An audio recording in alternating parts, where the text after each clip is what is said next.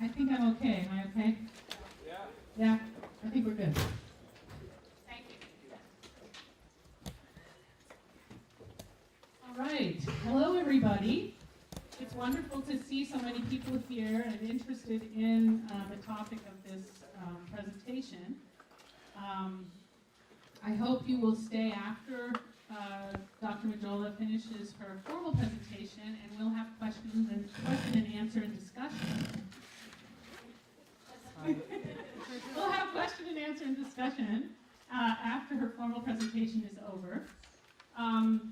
First of all, I just want to say that I'm very pleased and honored to be able to introduce Dr. Mojola to you today. I think we are very fortunate to have her here on campus speaking with us. She has also been gracious enough to meet with several different classes in the past 2 days who have been reading her book as part of their course material. Dr. Mojola, Sanyu Mojola, is a graduate of Durham University in England, and she got her PhD at the University of Chicago. And she is now an associate professor of sociology at the University of Colorado in Denver, I believe. Boulder. Oh gosh, I'm sorry. Okay. This year she is she's a Hutchins Fellow at the W.E.B. Du Bois Institute at the Hutchins Center for African and African American Studies. She has a year-long research lead there and is working on a new project that you might want to ask her about after the talk is done. Also, her book, Love, Money, and HIV, has just recently been given an award from the American Sociological Association as the best book on sex and gender in 2015. So I think that we are really lucky.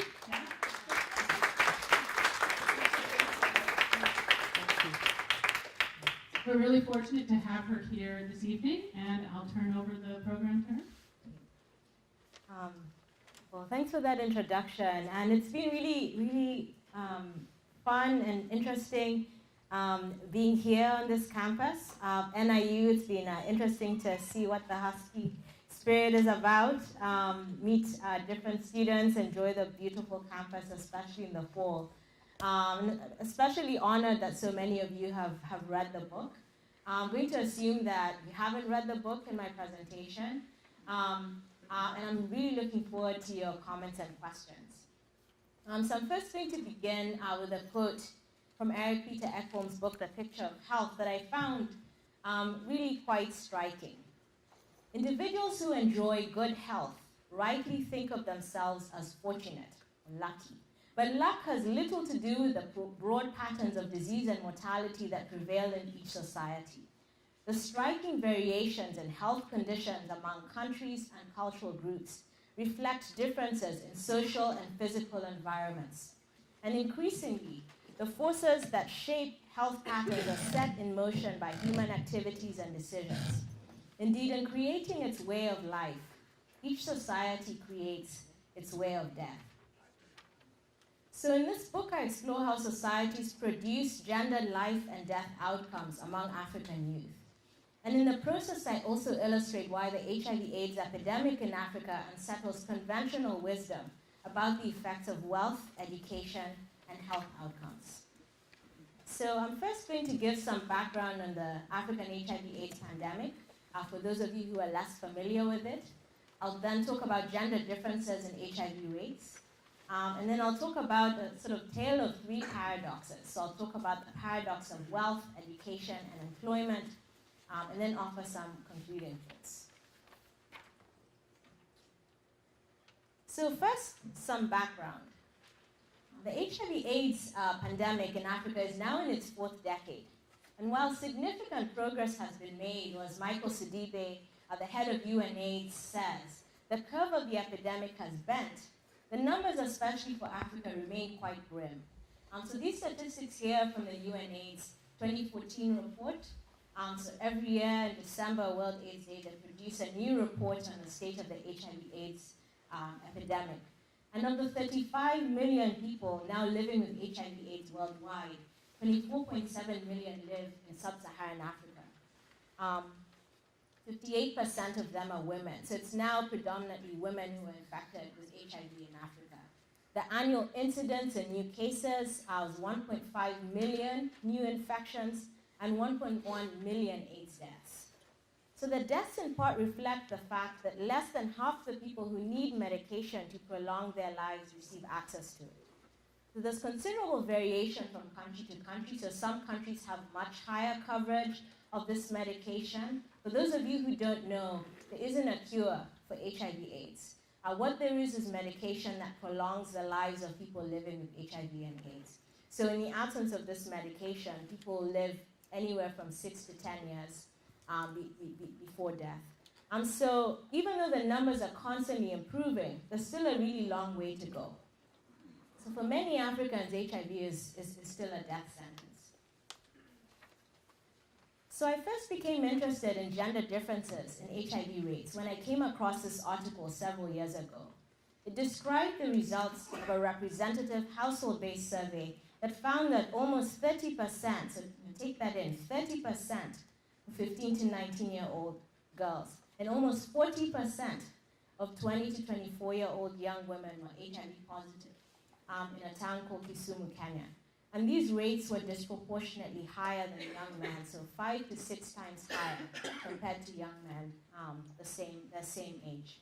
So I found the paper striking not just because of the very high HIV rates, but also because the authors described people in a demographic category that I inhabited at the time, young women aged between 15 and 24. Indeed, the paper characterized young women in a town about half an hour from where my grandmother lived, and where some of my cousins lived, worked, and went to school. And so that's when the problem of HIV/AIDS in Africa moved from this problem of 35 million people worldwide, 24 million people out there, to something that was really personal. Because if you start thinking about it, right, I told you there were 1.1 million deaths, right? It sort of start thinking about it, how many funerals that is, right? And it's a lot of people, right? It's not hundreds, it's not thousands, it's not even hundreds of thousands, right? It's a lot of people. So I first began to investigate whether this disparity was unique to Kisumu, Kenya, where I was studying. And I found that it was not. In almost every survey for which there was nationally representative data where people had been tested for HIV with fairly high response rates, young women had higher rates of HIV compared to young men. So in this figure, for example, we see young people's HIV rates from national surveys in selected high prevalence countries in sub-Saharan Africa. And it illustrates not only the high burden of HIV in countries such as South Africa, which holds the world's largest HIV positive population, so about 6 million people live with HIV in South Africa, but also the variability across countries and the size of the disparity between men and women. So in South Africa, 31%, so 1 in 3 21-year-old women are HIV positive, a rate that's 5 times higher than same-age men. So again, these statistics are kind of mind-boggling. 5 times higher than same-age men. But in Zimbabwe, among 15 to 19-year-olds, girls only have twice the rates of same-age men. You can see the post-it or the pointer. Probably not. Okay. So while on average, young African women are 3 times more likely than young men to have HIV, this average masks widely varying levels of risk. So this variability in youth gender disparities suggests to me that it's not just a story of biological sex differences.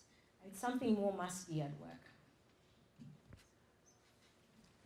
So for many sociologists, the classic place to start understanding the cause of health disparities is poverty and socioeconomic status.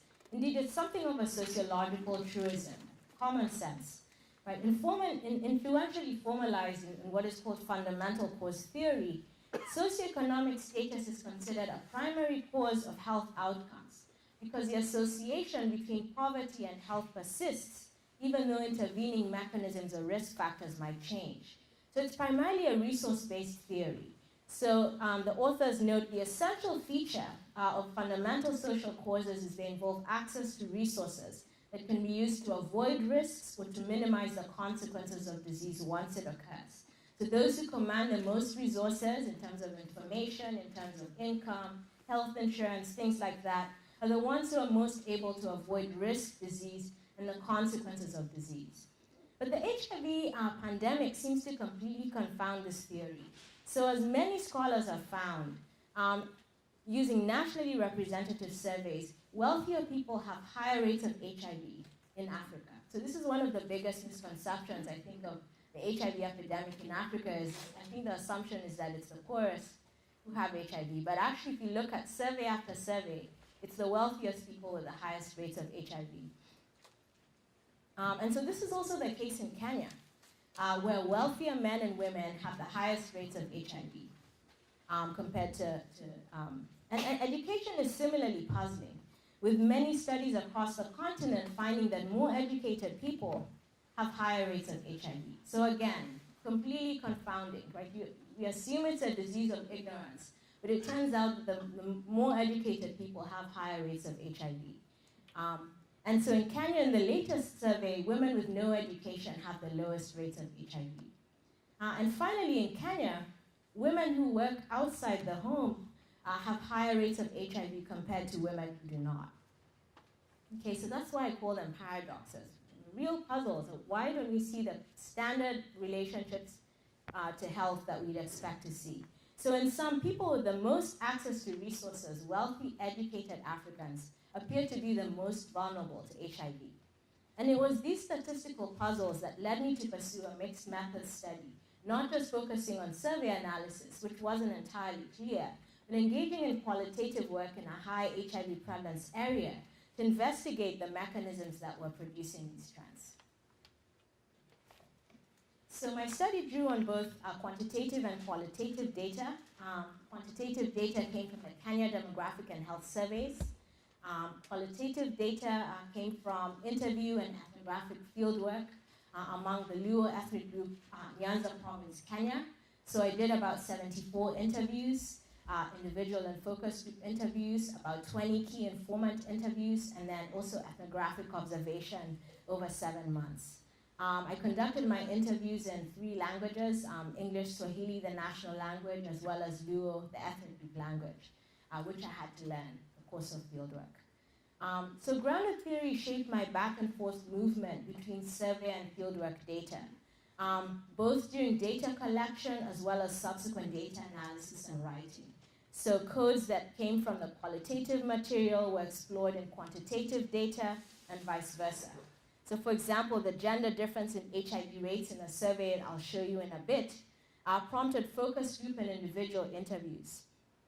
Interview reports prompted closer survey analysis, and so on. And so I then triangulated the findings for the book.